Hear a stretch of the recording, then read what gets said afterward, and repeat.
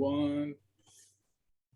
I am so happy today to introduce my guest on the next edition of the Again for the First Time podcast. The guests have been exceptional from all over the world. We've had people down in Australia, we've had people in Scandinavia, and today, Fresno, California. But this is somebody that I watch on television. I've followed her career. I follow her on social media. She is an influencer here in Fresno, and we'll get into that. And my last guest that just aired is the same thing. Mederios Babb, welcome to the show. I am happy to be here. Thanks for having me. This is so much fun.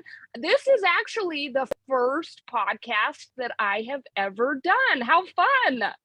Well, first of all, thank you very much. And for those who don't know, used to be on KC24 here in Fresno, now on CBS, here in Fresno. And boy, that must have changed your driving a whole lot, going from one station to the other, right? So inside joke, people. And you do such a wonderful job there. And for those who don't know, this is somebody who just kicked butt, took names from the beginning.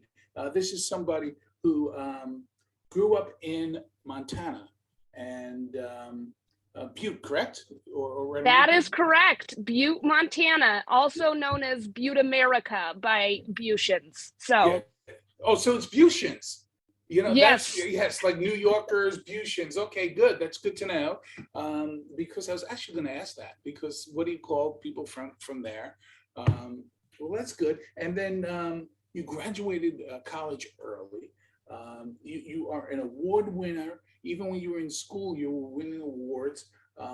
And for what you do now, for your ability to tell stories and your ability to just kind of get things done. And then I just found out you're the mayor's daughter. So that had to be kind of cool. But I'm going to ask you something more important. This might be the most important question I've ever asked you.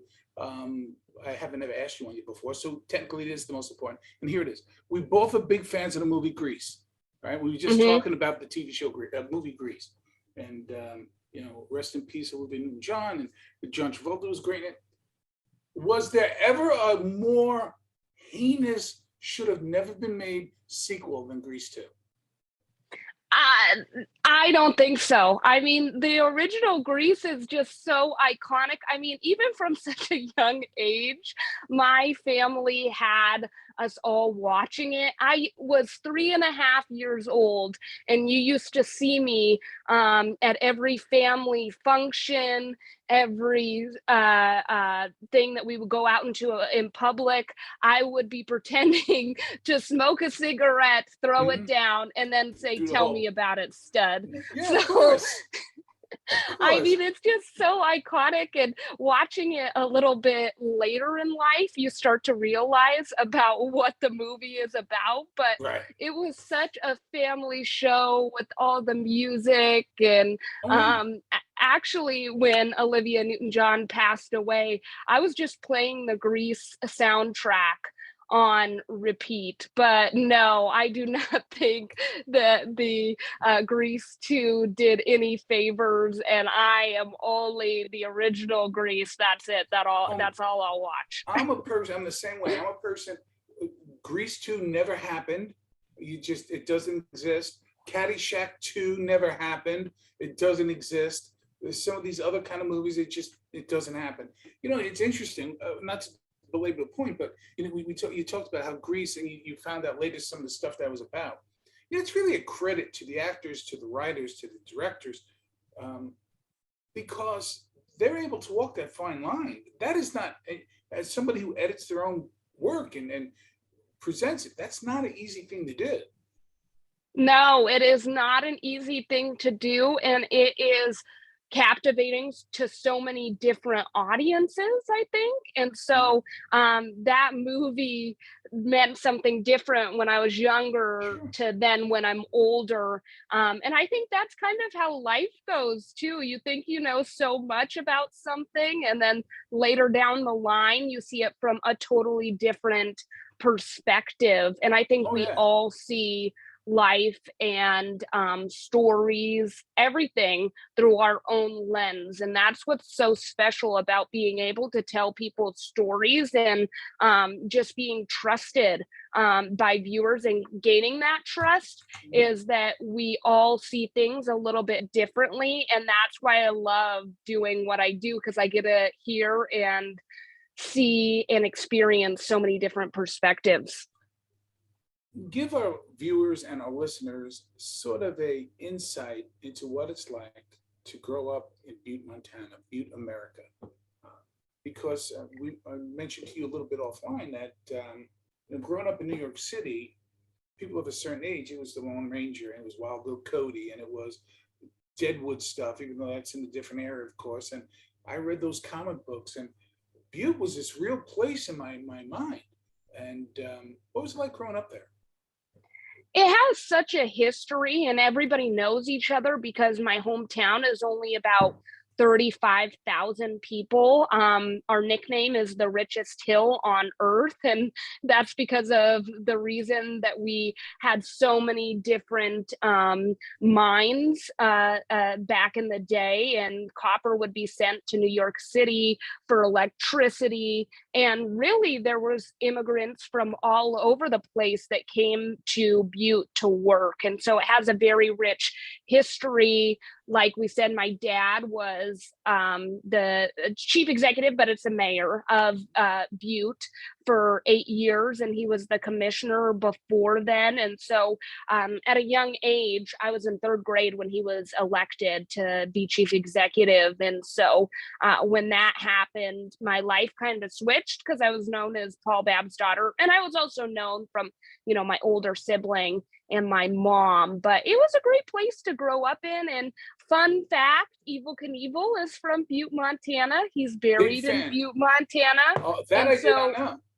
Yes, every year there were Evel Knievel days where there was a full weekend where people would come to Butte, and they would do different BMX jumps, and different people would jump off buildings on fire, do tight ropes. Evel Knievel would be on the Montana Street or Main Street of Butte, and you could go and say hi to him. Actually, later in life, I know this might be a little bit shocking, but he was a little bit cranky.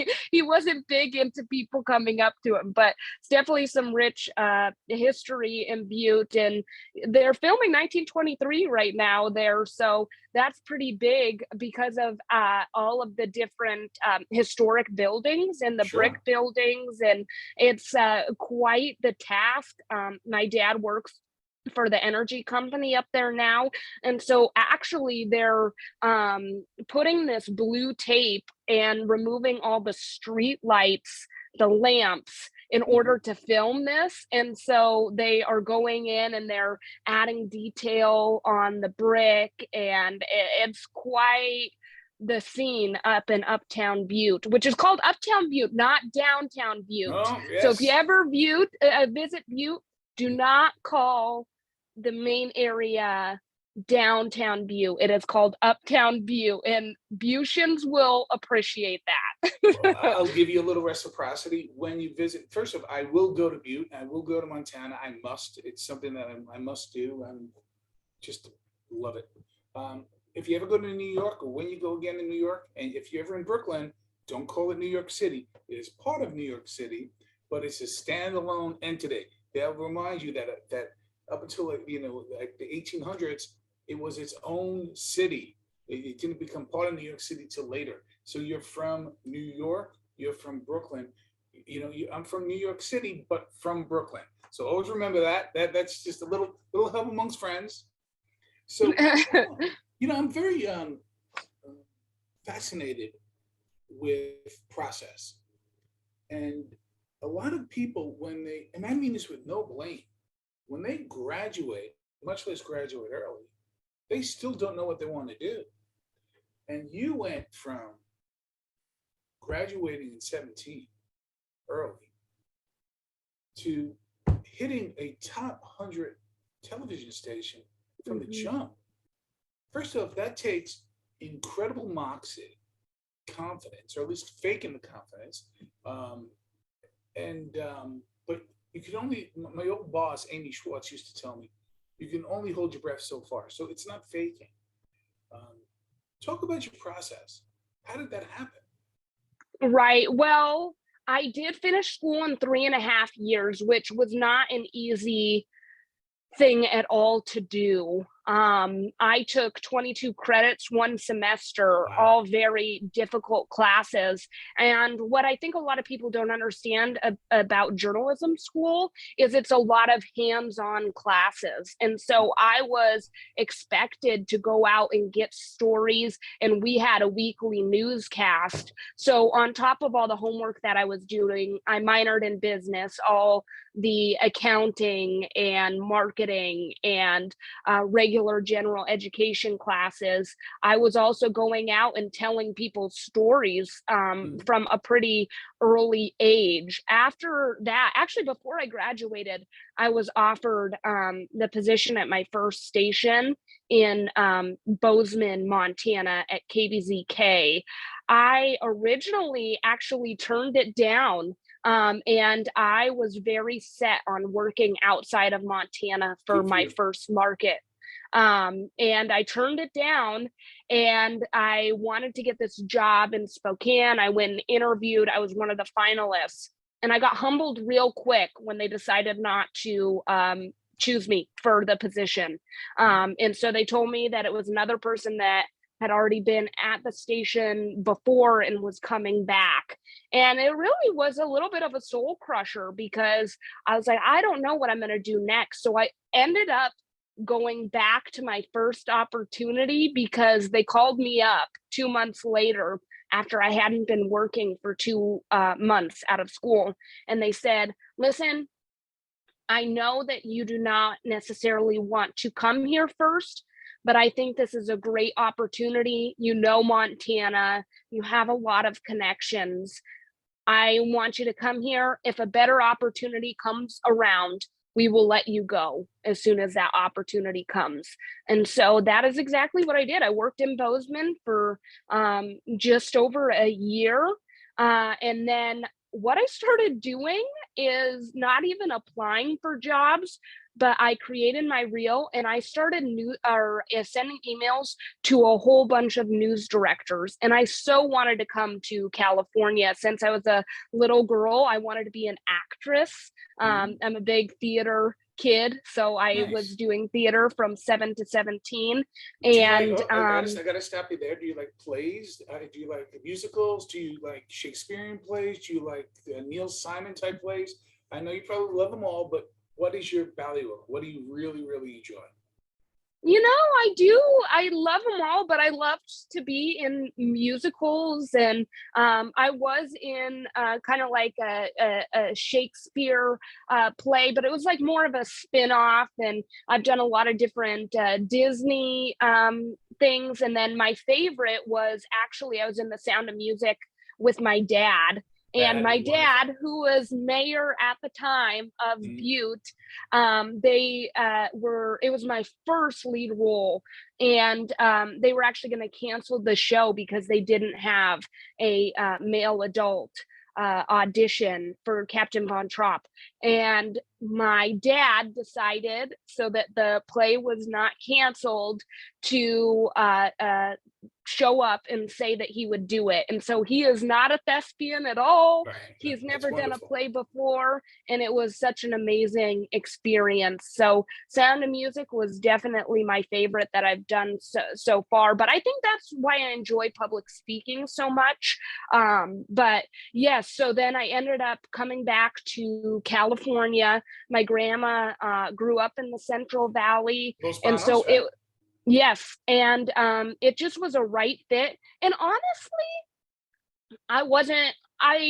I wasn't all the way ready for this position and I had a lot of growing to do, but I love the saying hard work beats talent when talent does not work hard.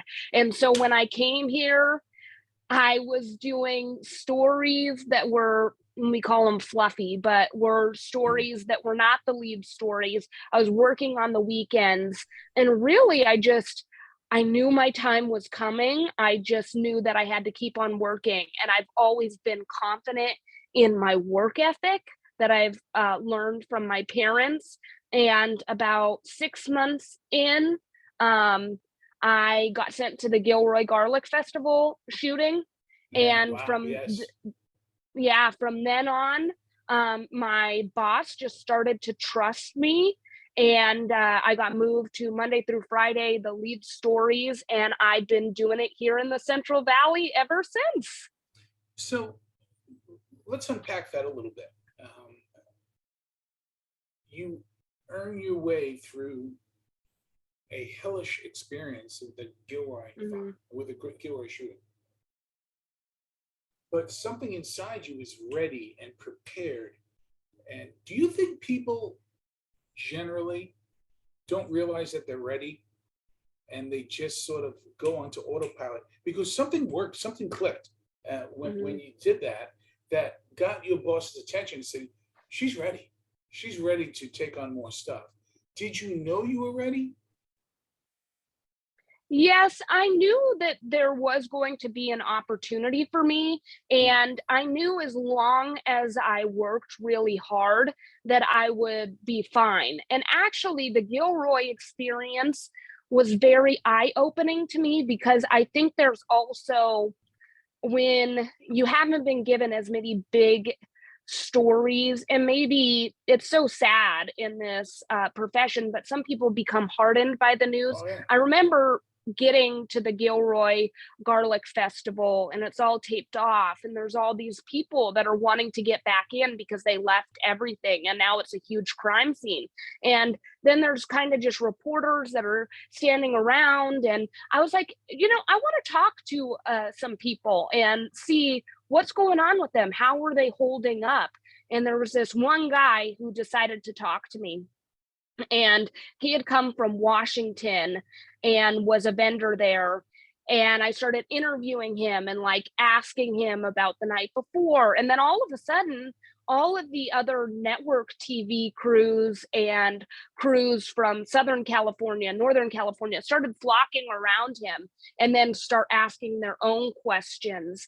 And at one point, he broke down crying, and I said, I have asked you enough questions. I'm going to walk away. I was the only person that decided, this guy is overwhelmed. He has just been through such a catastrophic event in his life, and we do not need to keep on pressuring him to answer questions. And so I left. Afterwards, I could see how shaken up he was. I apologized, and then I actually, through his name, looked him up online and his company that he was with. And I called his company and I left him a voicemail and I said, I just want to check in, see how you're doing, see if you were able to get home. I want to apologize for everything that happened. I know that was very overwhelming. And I got a call back and he said, you're the only person that checked in on me. And I want to thank you for that. And, that was very hard for me. I love hearing and that. I appreciate you walking away. And I think sometimes it's reading the interview subject and realizing that people are people. And I think that's what set my reporting apart and what helps me get to where I am today.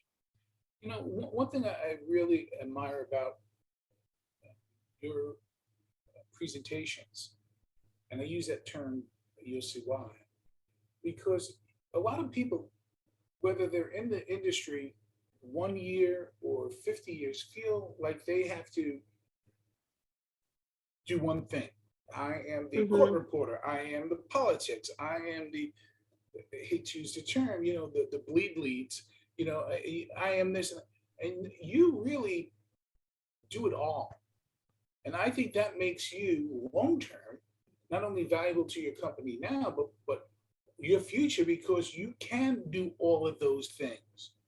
I mentioned to you when we were doing a little show prep, one thing that I admire about your presentation is, while you, of course, you got the red light, you're talking to the masses, your delivery is like you're talking to whoever that is at the other side of the camera in their kitchen or their living room, and it's almost an intimate but yet respectful kind of give and take when you're talking to them. Here's the facts as we know them to be. Here's what I know. And that's kind of the lost art, because a lot of people, and they just want to embellish, or they want to just kind of go on some tangents. And I think a lot of viewers are like, they're taking me somewhere that's not where I want to be. Just talk to me. How did you, or I'm sure your style is still emerging. Talk to me about your style, because you present very similar, all the ways, all the different types of stories, but yet you do it with enough understanding and sophistication that it comes across very well. Thank you. And I do appreciate that. I think the biggest thing for me, and actually the people that I work with might also say that it's a little bit of my downfall, is that I want to try to interview as many people as possible. Obviously, when we're in this business, there's only so much time in a day. But from the University of Montana and the journalism school, we were taught in school that you needed 3 interviews at least, or you were not going to get more than a C on your projects. And for me, I think it's so important to tell a lot of different perspectives, and try to actually get out into the story and not just tell it from an expert's eye lens, I guess is how I would say it. But I think just talking to so many different people and breaking down the story and then trying to tell it in the best way and the easiest way for people to understand is something that I always am trying to improve on.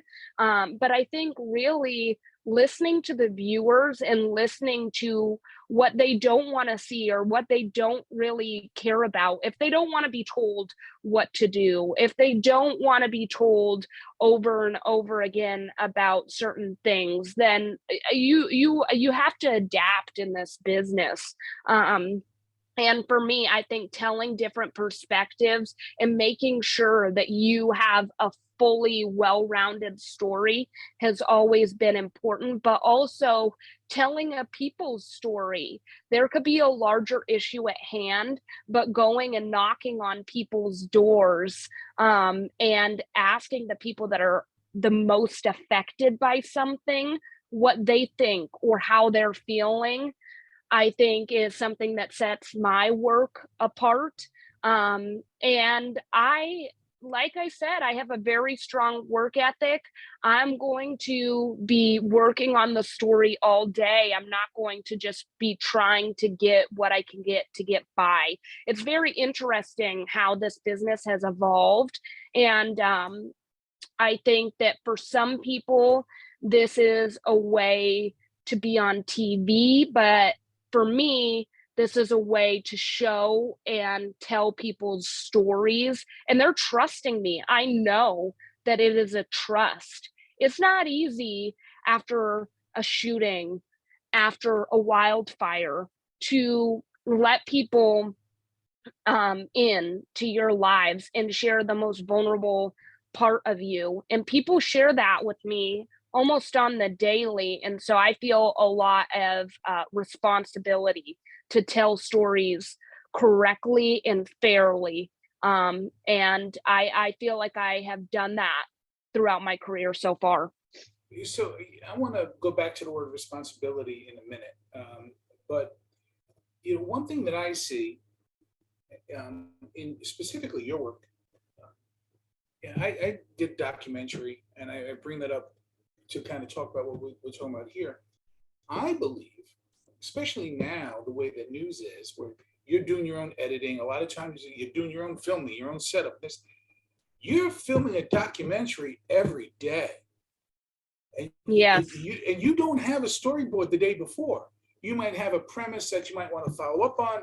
God forbid there's a fire, there's a, lights went out, whatever the case may be. You might have a general premise, but you're writing a documentary and it needs to be compelling.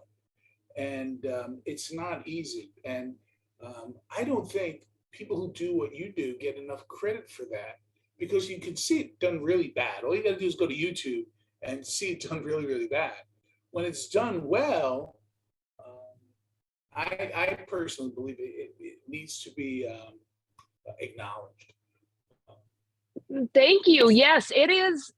It is a grind. There's a reason that a lot of people in this business only last 3 years. A lot of the people that I graduated with are no longer in this business. So it definitely takes a certain type of person to be in this industry, but for the right person, it is a great career path. And I tell people all the time that ask for my advice coming out of college. I said, be ready to work hard, be ready to work 12-hour days, be ready to work on holidays, be ready to move around. I think that sometimes we are painted in a negative light. And actually, there's been multiple times where I've been surrounded by people and people have yelled out at me and said, I'm the enemy and I can't believe that, you're a reporter, and all these things that have never seen my work, which is very difficult. But this is the career path that I chose. And one thing I will say is, for me, fighting for stories will always be something that I will do, even when it's not. So we call it a lead story for those of your viewers that don't know, which means it's going to be at the top of the newscast. Sure. And I'm known as the lead reporter. But there's been times where I have pitched stories that I think are so amazing, and maybe someone, my boss or assignment manager, or even higher up, will say, it's just not a lead story. And I will say, but this is such a great story, we have to do it. What if I do 2 stories in one day so that we can do it? And then they're like, okay, we'll do it. And then those stories have gone big, and some of them are very heartwarming stories. I did a story on the Creek Fire about an owl that landed in a helicopter while the helicopter. Beautiful. Yes. Tell that story, please. Yes. So I had been contacted by someone that told me that shared this photo of this owl that landed in a helicopter while it was making a water drop on the Creek Fire, which at the time, the Creek Fire was the single largest fire in California history, around 380,000 acres, if I remember correctly, 800 buildings destroyed. And so I saw it. And I was like, this is amazing. I said, what are the chances that this owl is going to land inside of this helicopter as it's doing a drop? So I pitched the story. I already, ahead of the my pitch meeting, set up an interview with the pilot.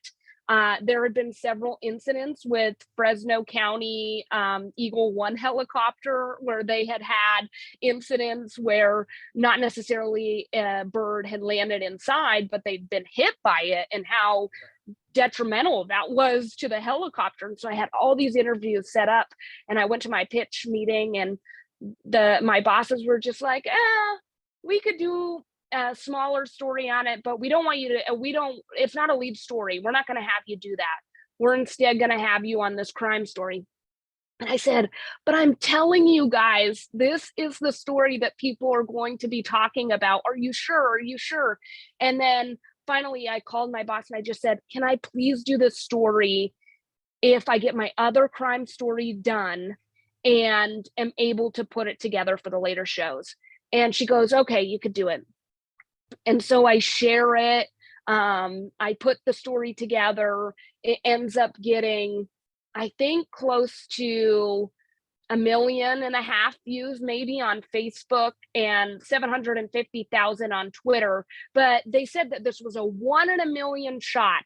This eagle went through a window that was maybe only 3 feet by 3 feet. And so in order for this eagle to, or this owl to go inside of the helicopter, it had to be going the exact same speed as the helicopter. It sat there with the pilot. The pilot took a picture, was initially scared, like, is this owl going Sure. to attack me? And then was able to fly outside of the helicopter and survive, which is incredible because it's amazing that it wasn't brought up into the blades. But that was a story that I fought for, and in the end, really set our station apart from the other stations. And my boss was very happy that we did the story, but that's where you have to fight for what you want to do. Sure. Um, and if you don't fight for what you believe in or what you want to do, doesn't mean you're always going to get it. That becomes a habit. And unfortunately, more and more times, you're not going to fight for what you believe in. You're just going to do what others believe in. And then that's where you lose job joy, you lose the sense of fulfillment, all of that other things that take place. So before I ask this other question, I think about responsibility, just in general, as much as you'd like to share, you deal with some really devastating situations from time to time. Without Hmm. going into specifics, how do you? I'm a child of a New York City police officer who later became a U.S. Marshal, and I bring that up because I saw my dad have to deal with things, and he ended up having to battle alcoholism, which he beat, and he was clean and sober 30 years before he passed. Um, in my old world, as an executive director of a nonprofit that dealt with drug issues, you hear some really sad stories, tough stories. How do you decompress? I have friends of mine who are doctors. It's tough from time to time. So how do you sometimes, without becoming callous, you keep the passion, but how do you sometimes separate yourself? Yeah, it's difficult to do. And that's what I think for some people, I was talking about, some people that get out of this profession is the burnout is real. And it definitely is difficult for a lot of people. And I don't know if I've 100% mastered it. I've seen a lot of things, and in the moment when I'm live on TV, like I said, I know that I have a job to do. I know that I have a responsibility. It's after the fact that I think it hits harder.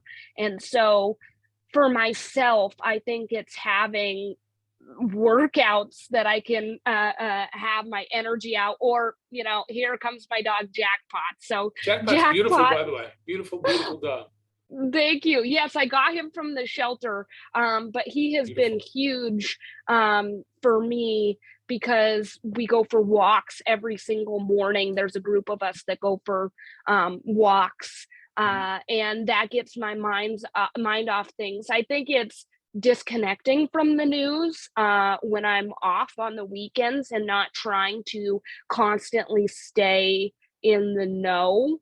I think it's also taking a day every once in a while and saying, I need to do a story that is not as depressing, because it Sure. it is very hard to just see the amount of tragedy, especially in our local community, that there is. I think it's taking time for yourself, figuring out what your outlets are, and making sure that you have a support system in place in order to be able to decompress. But it's not easy. I don't think it will ever be easy. But that's a part of the job, and not everybody could do it. As before we draw to a close, and I want to talk a little bit about your process, I want to talk to you about quote unquote responsibility.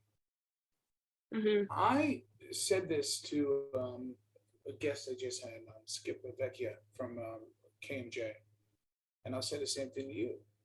I don't think that Fresno gets enough credit for the influential and powerful women that we have here, whether it's you who does the lead stories, whether it's Skip, whether it's Sheriff Mims who just retired, whether it's our DA. We have powerful women here that are really making some wonderful decisions.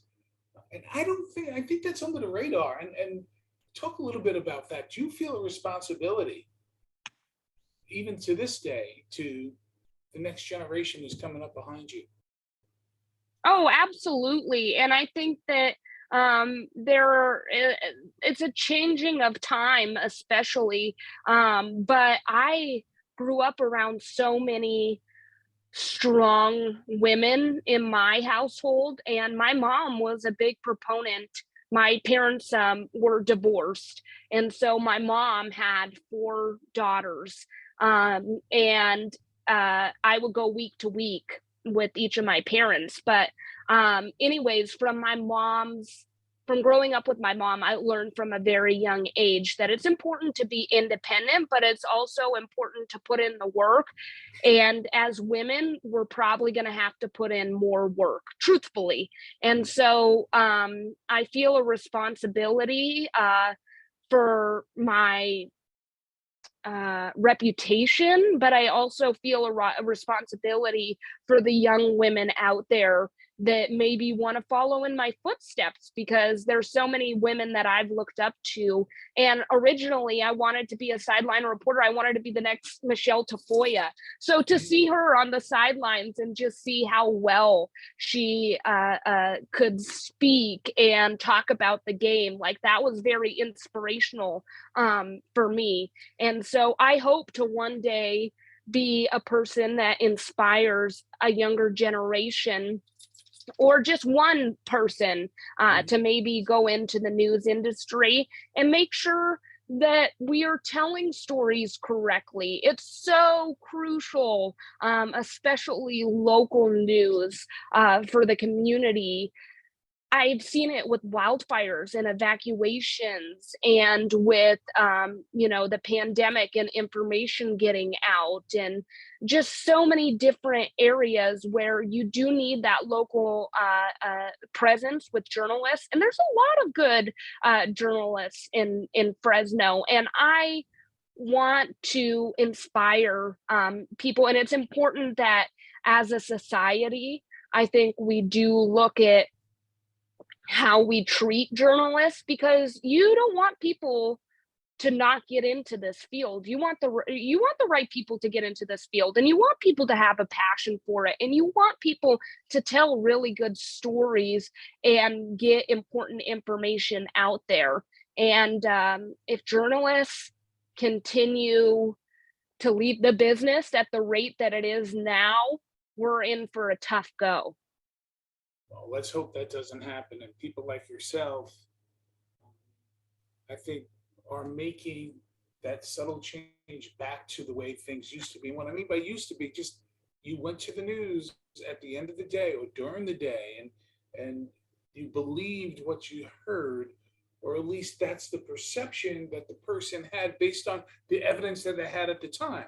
See, I think unfortunately what happens sometimes, and especially with some of the women that are present, if they present something that turns out to be false, it's because what happened later on changed the narrative. But at the time, this is the way it looked like it was real. And I'm sorry, but the older guy that looks like me gets a pass. The person like yourself doesn't get a pass. They're full of fake news, that kind of thing. And it's kind of shameful, and it upsets me. I want to talk about process. A couple of questions on process, and then we'll talk about the important thing, the Denver Broncos. Yes. But what I mean by process is this. I've asked people in your position this question before, and there really is no right or wrong answer. Student athlete A, whoever it is, local kid, everybody loves him or her, and they get a scholarship to go to wherever, to play football or to play volleyball or whatever the case may be, softball.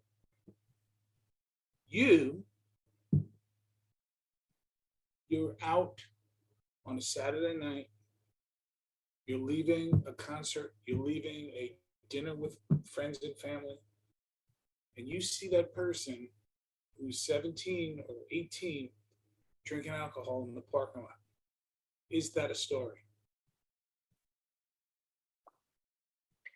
So there's so many different parts of this. And so I think that no matter what, I am constantly looking around me for what is going on. But I think that there needs to be, how do I know that it is this person? Is it just from looking at the person? Have I verified that that's their identity? Have I confirmed with several people that that's who it is? Am I confident that they are drinking alcohol? Do I know their exact birthday? Like, there's so much in reporting that goes into it. And I think one of the big things is independent verification. I think that in so many stories, you might be given something, but how do you know that it's real? And I think that as journalists, we have a responsibility to fact check and verify, and not just take everybody for their word or see something. Because I will tell you, when I've reported on some things, there's been so much that has been spread via social media, which was totally false, and by some news outlets, but also by a lot of social media users that just start to send things and spread things that I have to go through and say, no, this is not true. One example of this is when I was covering the Creek Fire early on, there was a report that the entire town of Shaver Lake had been burned down. And so it started making the rounds on social media. And my photographer and I are up in the Shaver Lake area and just start filming things and saying, no, you guys, this is not true. This is what is standing. This is what is not. And so I think as journalists, it's always important to make sure that we are verifying things, that we have sources. There's a question about, if someone always wants to stay anonymous, what is behind that? Or if a politician is feeding you something, what is their reasoning behind it? What are they getting out of this? And so I'm a very big skeptic. So before I reported anything like that, I would definitely have to look into it more. And it would not be an instant story for me. Do I think that there could be a story later on to look into, okay, has this person had any MIPs before? Have there been any DUIs? And it's difficult if somebody is a minor, but you have to look into a larger context and not just report things right off the bat. So that kind of dovetails, and you talked about this a little bit when you were talking about the gentleman that you were speaking with at the Gilroy shooting. Talk about your process, and I know each situation is probably different. When you have a situation like that, when to approach, when not to approach, when to back off like you did, when to move forward. Because I know one can say there's just this sense, but if you were talking to young journalism students, what advice would you give them? I would give the advice that don't be thinking about your next question or what it's going to do for you, but realize that every person that you interview, every story that you tell is of someone that is out there that didn't choose this profession. The people that I'm interviewing, especially people in very difficult situations, a lot of them didn't ask to be in the situation that they are in. And I think it just takes a moment of stepping back and thinking about, okay, is it worth it? Is it worth it? Is the question that I'm going to ask going to do more harm than it is worth? And for me, I'm not going to ask the question if I believe that it doesn't have to be asked. And I think that there's a give and take, and a lot of people will trust you a lot more if you decide, this is just a little bit, this is too much. And you can usually feel it in your gut from my experience of when you're asking too many questions, you're overwhelming your interview subject. And there's been times where I've done stories on shootings or on homicides, and I will just keep in touch with the family. Even if they don't want to be interviewed, I want to ask, is there a GoFundMe that can help you guys? How are you holding up today? Do you need anything? Is there anything that we can assist you in? It's not always about having the exclusive interview, but being connected to the community and asking how people are doing. When I worked in customer service back in high school, one of the big things for me, I worked at like kind of an ice cream and fast food place. And every time that someone would come, before I would take their order, I would say, "How is your day going today?" And it was amazing to see the reaction from people who hadn't been asked all day how their day was going. And for some people, their jaw would drop and they'd be like, "Oh, really? Thank you for asking. Actually, my day was really terrific." Or for some people, they're like, "Today was really hard." But a lot of the time people were shocked. And I think that we need to get back to basics of asking people how they're doing, how they're feeling, and how we can help them. And I think that's what a lot of journalism is about helping people. I think this podcast, because of you, I'm just an active listener, is like a class. I mean, they really do. I mean, you're giving so much wonderful information to the upcoming journalists. One thing that I want to say before we talk about Broncos is, I mean, you came on the scene learning what you did. You got your degree. You're out there, but COVID changed everything, in my opinion, in ways that you cannot scramble that egg. It's just going to be different. You're dealing now with people that think that you're competing with the internet. You're competing with, people that think that they're news people, and I don't mean that derogatory. They're going out there. You're dealing now a lot more like we're doing this through Zoom. How did COVID change what you learned in school and started to apply at your first station? And what are your takeaways? I think the COVID pandemic really changed everything for reporting. I will say there's been some positives, Zoom being one of them. I used maybe a handful of Skype interviews before the pandemic because it was just so difficult to use. But now, really, your interview subject could be across the world and you could interview an expert in something for your story. And it's so accessible via Zoom, which is huge for this industry. But it taught us a lot. I mean, working remotely, I worked with one photographer for about a year and a half, and we worked out of our Subaru car, the workstation car in the heat, even in the summer. Yeah.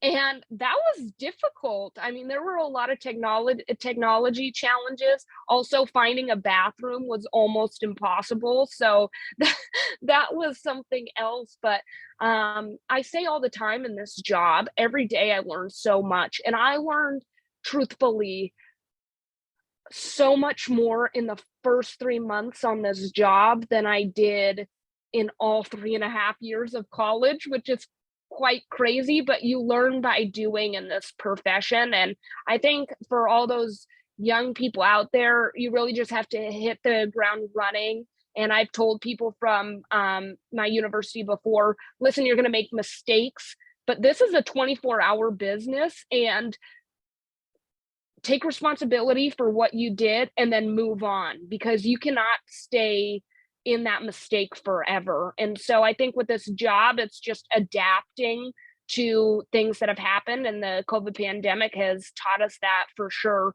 when it comes to Zooms and adjusting to that, but also asking for accountability and following up on stories. There was so much that happened so fast in the pandemic, especially when we started getting out from leaving our homes.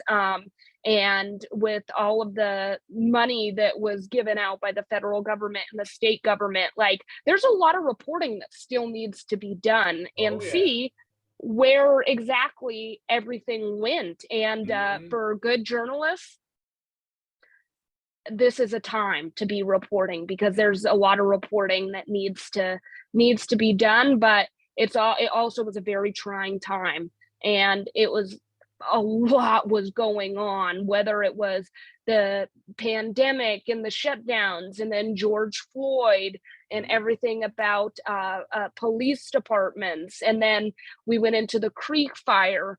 And then after the Creek fire and a whole bunch of wildfires, then you go into more of the pandemic, and then you have record high crime numbers, and there's just so much. So it could get definitely overwhelming, but there is going to be a lot of good reporting that comes out of these past 2 years. There's a lot of things to look into.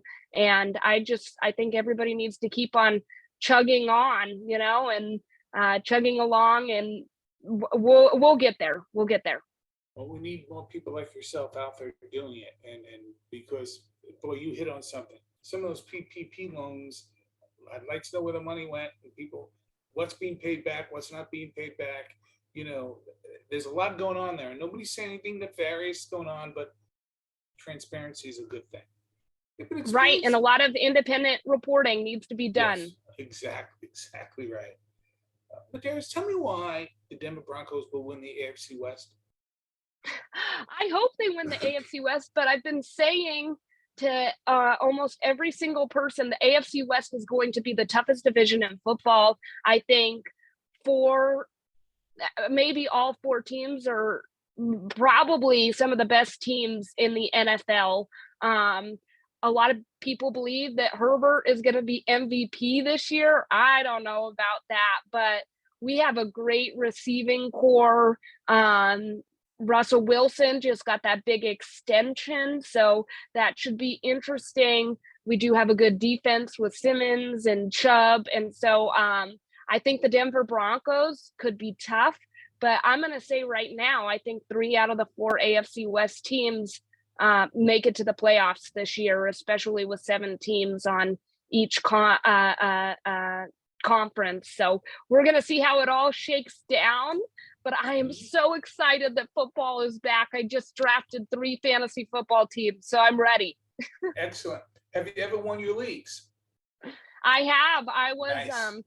So I'm a commissioner in one of my leagues, and I do weekly recaps, which is fitting because I'm a journalist. And so each week I write recaps, and it's almost a little bit of a roast, truthfully, to some of the teams. I have family and friends that are in this league, but I won that league back-to-back years. But the past 2 years, I had a little bit of a rough go. So I'm hoping that through my drafts this year that I do pretty well. We're going to see. In one of my leagues, I had the number 1 pick. I did go with Taylor. Last year, I had the number 1 pick, and I went McCaffrey, and it was a headache from the very beginning. So I'm hoping that does not happen again to me this year. Well, hopefully it won't. And I'm going to go on my little soapbox for a second. 2 people who like football very much talking. And I often use the Denver Broncos as an example. Everybody talks about whether they draft a quarterback and the first 2, 3, 4, 5 years, their passing yardage, their attempts, their this, their that. It's important. Are you still there? Oh, I think I lost. Oh, there she goes. So they talk about the dynamic passing and this and that. I'm like, whoa, wait a minute. That all looks good. But John Elway won his Super Bowl by controlling the offense and handing off the ball in Terrell Davis. Peyton Manning won his Super Bowl pretty much doing the same things. Now, he had the ability to throw the ball, but he was not really judged on his ability, on the fact that he was thrown 95 yards in the air while being chased down by 5 people. Do you think that love for that gunslinging, running quarterback is overrated, underrated? Because I'll argue, gentleman with the Ravens who won the Super Bowl with who went to Fresno State, Trent Dilfer, handed the ball off and threw when we had to. Denver wins their Super Bowls with wonderful quarterbacks who understand that it's okay to hand the ball off. What's your philosophy? Yeah, absolutely. I think it comes in all phases. Honestly, in Super Bowl 48, we had the best offense in probably the NFL. I mean, we had so many different targets, whether it be Welker or both of the Thomases. I mean, we had such a good team, and our defense was not there, and we lost 43-8. It was the most painful game I've ever watched. Then flash forward to Super Bowl 50, when we played the Panthers. The Panthers were really projected to beat us, but we just were the better, well-rounded team. Yes. And Peyton Manning, you're right, he did not necessarily have to throw it, but he did have the options. Yes. We still had a good receiving core. It was really that defense that I really think came through, and that was Von Miller having 2 strict sacks with fumbles, strip sack, fumble recoveries. I mean, just so incredible. I mean, absolutely incredible. I've never seen someone dominate a game so much. But I do think that overall we're pretty well rounded. We have Williams, we got Gordon, so we have some good backs to win it. It's gonna be tough. It's gonna be tough. It's going to be wonderful. I think the 3 teams right now, I'll put this down, is going to be Denver. Denver is going to be Kansas City, and it's going to be Vegas. San Diego, once again, will be out. I call them San Diego. They're in LA, but they belong in San Diego. Nobody thinks they should be in LA, even though that's where they started. They actually started in LA and then went down to San Diego. Those are the 3 teams, I think, from the West that will make the playoffs. Mederios Babb, thank you so much for being here today. I am just enthralled with the fact that you were here. I hope your first podcast was a good one. Did you enjoy it? Yes, I did enjoy it. Great getting to know you, and hope to stay in touch with you in the future. And anything that anybody needs, I always say this to anybody. If anybody has any questions, feel free to email me. I can send you my email. And you can include it. But I always love talking to people. I think that there's so many people with such unique stories out there. And really, I think my job is to talk on TV, but really I'm a listener at the core of my job. So just want to extend that. Mederios Babb, one last thing. We both live in Fresno now. We're both transplants. What is the biggest misnomer people have about the wonderful place that we live called Fresno? Because it's while not perfect, it's a wonderful place to live. So if you were to talk to somebody, you're not on the beach, why do you love living in Fresno so much? What would you say to the good people of Fresno? What I like about Fresno is just that you get the city feeling, which was different for me coming from Montana, especially.